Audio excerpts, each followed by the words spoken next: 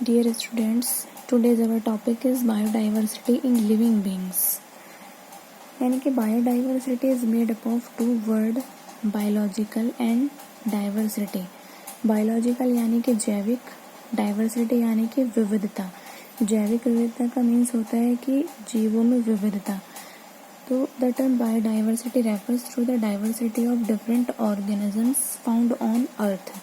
यानी कि हमारी अर्थ पर बहुत सारे डिफरेंट टाइप के ऑर्गेनिजम्स प्रेजेंट होते हैं. We saw lot of variety of organisms around us. यानी कि हम अपने चारों ओर ऑर्गेनिजम्स की बहुत सारी वैरायटी देखते हैं. जैसे example different type of plants हो गए, बर्ड्स हो गए, इंसेक्ट हो गए, डोमेस्टिक एंड वाइल्ड एनिमल्स हो गए, फिशेस हो गए, अदर ऑर्गेनिजम्स एंड प्लांट्स. तो ये काफ़ी सारे ऑर्गेनिजम्स हैं जिनको हम अपने चारों ओर देखते हैं. तो according to the survey the number of species that are known and described are between 1.7 to 1.8 million. यानी कि एक सर्वे से हमें पता चला है कि जो ऑर्गेनिजम्स हैं उनके वो कितने हैं हमारी अर्थ पर. तो वो 1.7 से 1.8 मिलियन तक हैं. This number refers to the biodiversity on the earth. और इतने सारे नंबर ही ऑर्गेनिजम्स के हमारी अर्थ पर बायोडाइवर्सिटी को रेफर करते हैं. This available variety can not be studied and identified without having a proper system of classification and nomenclature. अब हमारी अर्थ पर इतने सारे ऑर्गेनिजम्स हैं, डिफरेंट नंबर में हैं, तो हम उनको एक साथ स्टडी नहीं कर सकते और ना ही हम उनको आइडेंटिफाई कर सकते हैं जब तक हमें उनका प्रॉपर क्लासिफिकेशन और उनका नॉमेनक्लेचर ना पता हो. तो now we will read taxonomy and systematics. तो सिस्टमैटिक्स क्या होता है? What is systematics? The word systematics is derived from the Latin word systema which means systematic arrangement of organisms. तो सिस्टमैटिक एक लैटिन लैंग्वेज से लिया गया वर्ड है जिसको सिस्टेमा कह रहे हैं. विच मीन्स जिसका मतलब क्या है? Systematic arrangement of organisms. यानी कि किसी ऑर्गेनिजम्स को एक सिस्टम में अरेंज करना.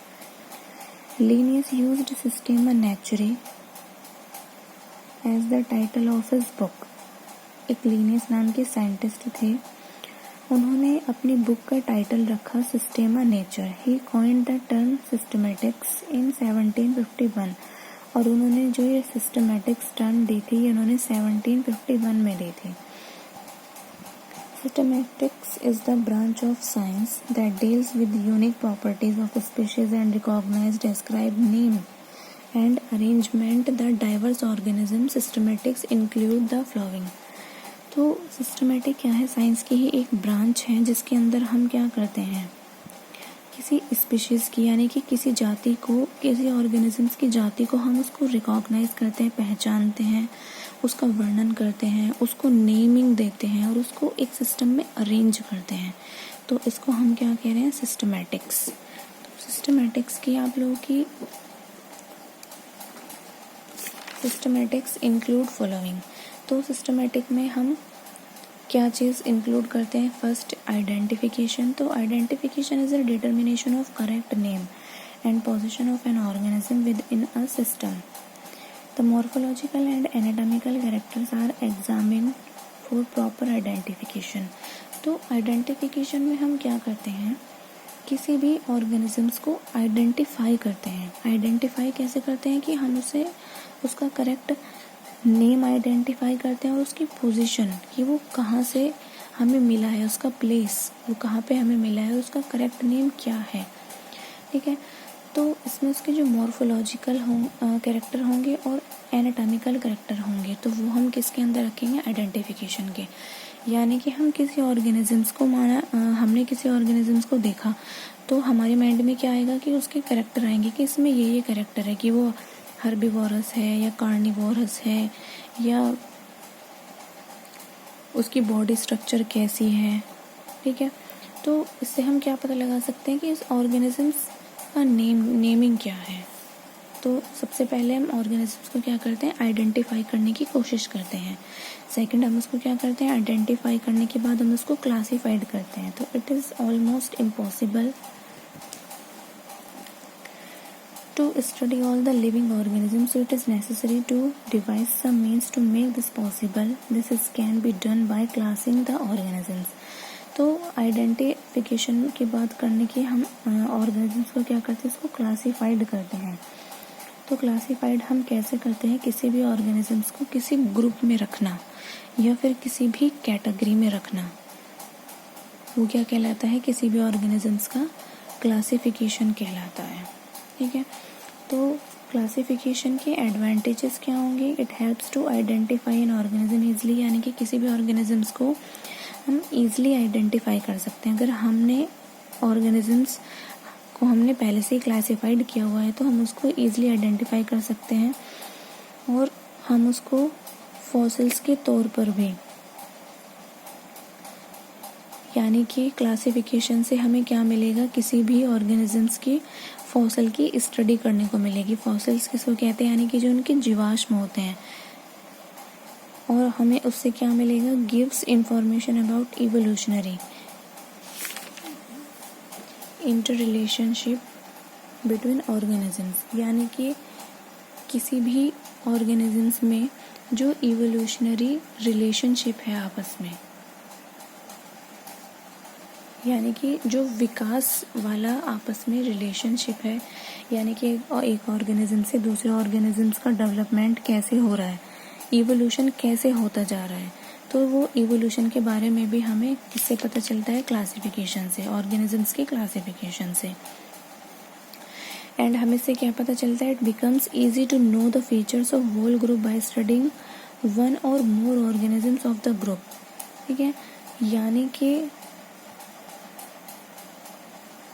एक से ज़्यादा ऑर्गेनिजम्स का जो ग्रुप होगा, हमें उसकी स्टडी, मतलब एक से जो ज़्यादा ऑर्गेनिजम्स हैं उनके फीचर्स की स्टडी करना भी बहुत इजी हो जाता है। किसके द्वारा, क्लासिफिकेशन के द्वारा। अब इसमें आता है नॉमेनक्लेचर। नॉमेनक्लेचर का मतलब क्या होता है, नॉमेन यानी कि किसी भी ऑर्गेनिजम्स को नेमिंग करना, उसको नाम देना। तो there is a need to standardise the naming of living organism such that a particular organism is known by the same name all over the world. This process is called nomenclature. यानी कि किसी भी organisms को पूरे world में एक नाम से जानना, यही क्या होता है, नॉमेनक्लेचर। तो इसमें हम किसी ऑर्गेनिजम्स को हमने नाम दे दिया, कोई ऑर्गेनिजम्स है जैसे कैट है, हमने उसको कैट नाम दे दिया, एक ऑर्गेनिज्म है उसको हमने कैट नाम दे दिया, तो पूरे वर्ल्ड में वो कैट के नाम से ही जाना जाएगा। तो ये क्या होता है, हमारा नॉमेनक्लेचर होता है। तो नॉमेनक्लेचर हमारा 2 टाइप्स का होगा, जैसे कॉमन नेम, यानी कि किसी ऑर्गेनिजम्स को कॉमन नेम देना, कॉमन नेम यानी कि लोकल नेम देना। ठीक है, जिसको हम क्या बोलते हैं, वर्नेक्यूलर नेम। तो इसमें देखो क्या होगा, कॉमन नेम क्या होगा, जैसे कोई ऑर्गेनिज्म है कैट, तो उस कैट का डिफरेंट प्लेस पे डिफरेंट नेम होगा। ठीक है, जैसे हिंदी में हमारे यहाँ पर इंडिया में उसको बिल्ली बोलते हैं, गुजरात में बिलाड़ी बोलते हैं, और तमिल में पूनाई बोलते हैं। तो इस एक ऑर्गेनिजम्स के बहुत सारे कॉमन नेम है डिफरेंट प्लेस पे या डिफरेंट कंट्री में। जैसे रोज़ हो गया, तो रोज़ को हिंदी में यहाँ पे गुलाब बोलते हैं, बट बंगाल में गुलाब बोलते हैं, और तमिल में रजापो बोलते हैं। तो इसका मतलब क्या है कि रोज़ के बहुत सारे कॉमन नेम हो गए जो डिफरेंट प्लेस पर जाने जाते हैं। नेक्स्ट आता है साइंटिफिक नेम। तो scientific name is given by biologist. These name represent a particular organism in every part of the world.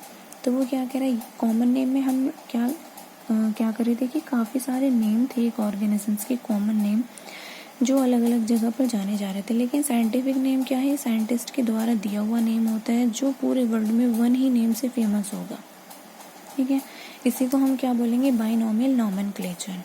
तो the scientific name must be, यानी कि कैसे हो सकते हैं, पूरे वर्ल्ड में एक्सेप्टेबल होगा, जो साइंटिफिक नेम है वो पूरे वर्ल्ड में एक्सेप्टेबल होगा।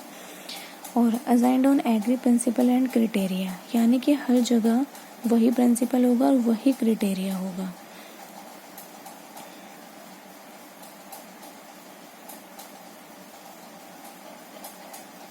और डिफरेंट स्पीशीज के लिए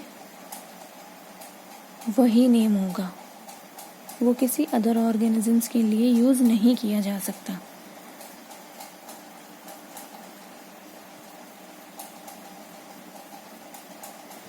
अब उसके बाद देखो इसमें आता है आप लोगों का बाइनोमियल नॉमेनक्लेचर। तो this naming system was given by Carolus Linnaeus in 1751, यानी कि जो आप लोगों का बाइनोमियल नॉमेनक्लेचर है वो किसके थ्रू दिया गया था? कैरोलस लिनियस के थ्रू दिया गया था। किसमें? 1751 में।